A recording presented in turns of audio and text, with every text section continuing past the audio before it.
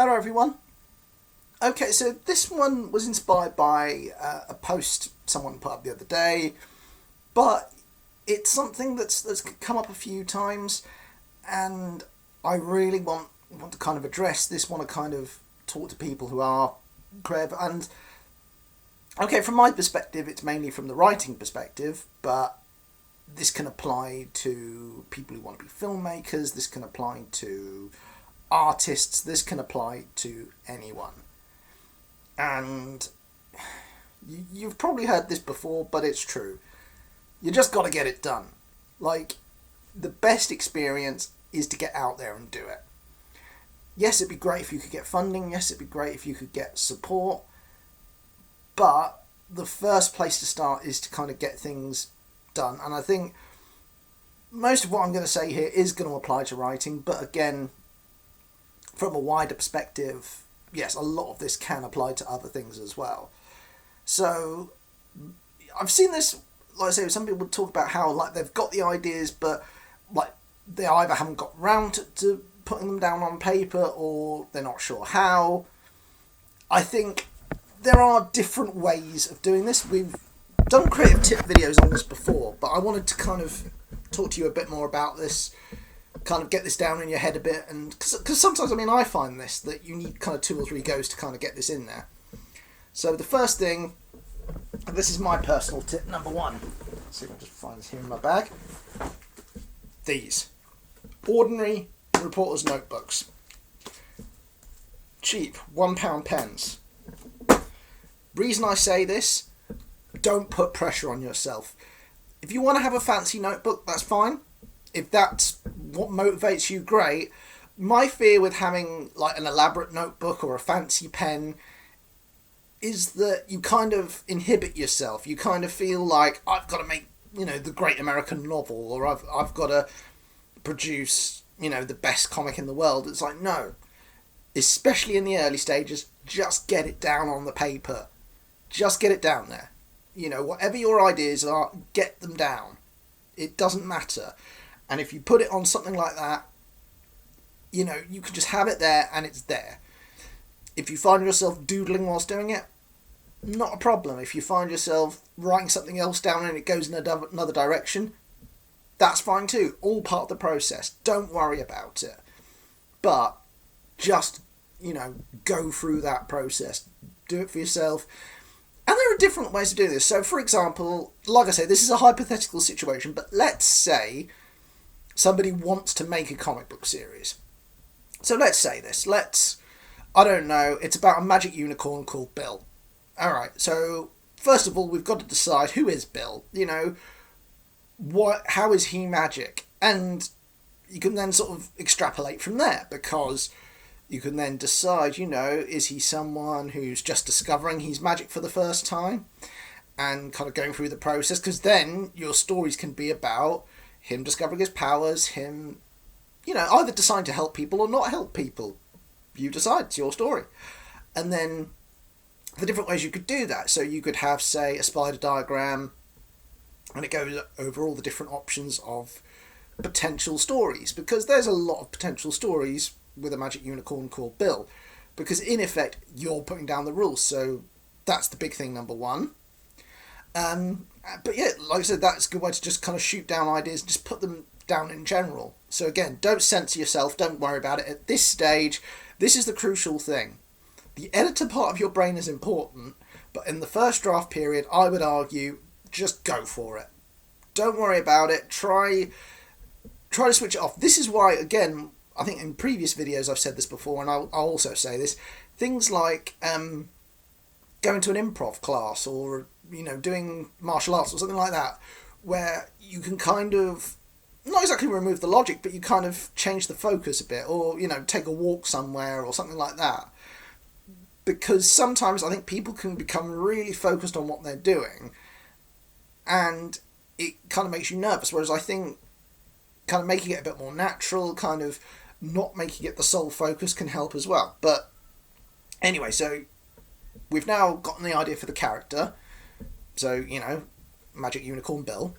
And we now broadly have an idea of what he's going to do. So, Magic Unicorn Bill, discovering his powers, up against an evil wizard that smells of cabbage, and now, as I say, we could then sort of have a rough plot. So one method that I used to do before we got to the main series, and I still do this because I just think it's the easiest way of getting the ideas down, is imagining that this was like TV Guide, and you put the name down of the episode and you sum up the story. And the reason I think I find that easier is because then you could start to imagine where the overall arc of the story goes. So say, for example, I mean, we're going to be... I think we'll split the difference. So like a typical like UK series would be like 6 episodes. Like a full kind of network season in America would be like 22. So let's split the difference and say it's like a 9-episode Netflix show, for example. So you've got 9 issues, and you've got to then decide where that arc goes. So Magic Unicorn Bill, first issue, discovers his powers, experiments, decides to help people, emergence of evil wizard. Issue 2, evil wizard kidnaps his mum. Issue 3, go out on quest to find weapon to stop, and and so on and so forth, up until the final issue where you have a big conflict, and then you could decide that the whole thing works as a limited series and you'll end it there, or you'll leave it open to do like sequel ones later on, just for example. But this is the point. These are examples. These are ways of doing it. There's not necessarily a right or wrong here, but the thing is, you can kind of live in your own head a bit too much sometimes and go like, oh no, I'm not sure about this. The other thing that came up was the person said, I'm not good at art. Okay, confession time. I am not good at art either. I know, it's nuts. Visual medium, kind of reliant on images. I can't draw. Freely admit that. Great thing is, though, this is also a collaborative process, and I am extremely lucky. So, for example, with the first issue, we had Nicholas and Sid doing the artwork. With the second one, we've got Joe working on it. Oh, also, a little thing I can tell you, we are also pondering the artists who'll be coming on board for the next issue, so watch this space on that. Don't want to confirm or put any pressure on anyone, but it'll be lovely to kind of see some new people and, again, kind of add to the mix of talent that we've already got. But yeah, so the point is, you can do this. You don't necessarily need to have, like I say, someone with the visual medium here. You can just do it yourself. And the great thing is that you have the internet now. You can reach out to people. You can talk to artists and things. But I would argue, before you worry about that, I mean, don't get me wrong, you want the best possible artists and so forth, but you are better off having something substantial. Like, at the very least, get that first issue down, and then decide from there where you want to go, because the chances are, either you'll get that first issue down and you'll think, this is awesome and I want to stick to this project and I love it and I want other people to love it, or you go through the process, you don't really feel it, and you move on. And the thing is, that's not necessarily bad either, because I think this is the other side of it I want to tell you. Failure with these projects isn't necessarily bad. So, I mean, the obvious thing is pitching it to, say, a publisher and it gets rejected. That will happen. And the thing is, you don't have to worry about it. Everyone has gone through that at some point. There were managers who told the Beatles guitar bands are on the way out. So don't worry about that. That will be part of the process. Don't worry about that. Next up, and here's another thing that I've personally found, which is you can come up with ideas, and some of them will get used and some of them won't.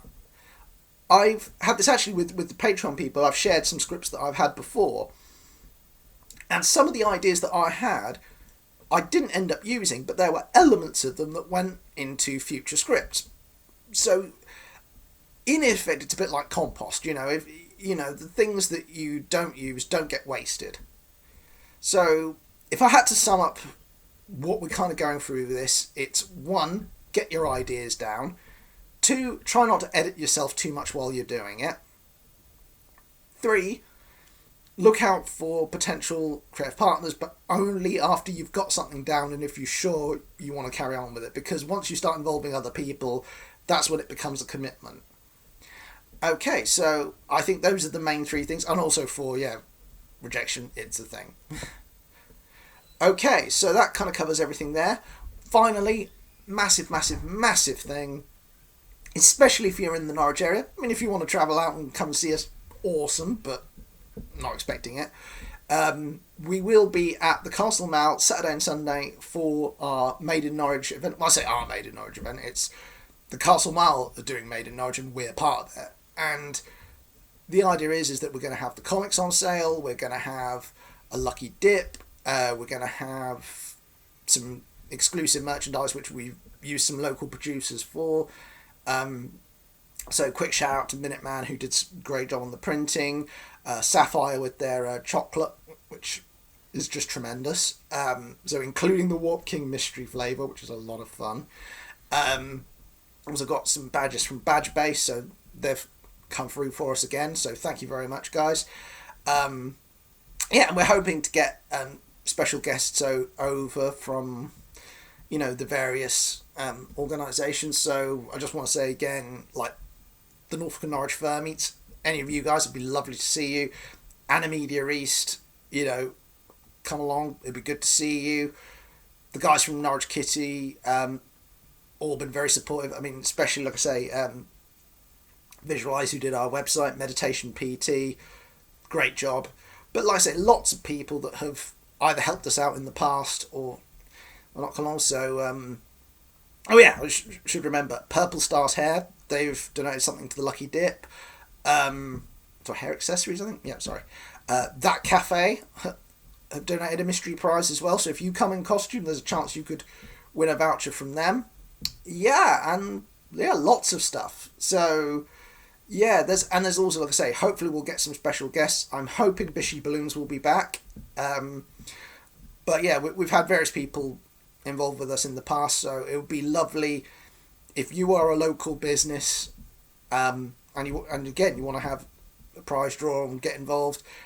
Come along in costume, take a picture. Like I say, Foxes count. So, for example, I know for a fact there is the estate agents Abbott Fox. I know there's Crab and Fox, the bar drink hire people. If you want to come along, I was going to say it's an easy photo op. That's all I'm saying. And like I say, we're going to be there all day, the Saturday and the Sunday. Come along when you like. There's no deadline as such, but like I say, we're hoping that we can get as many people down as possible. We really want to see you, and like I said, we're going to have info on the comic.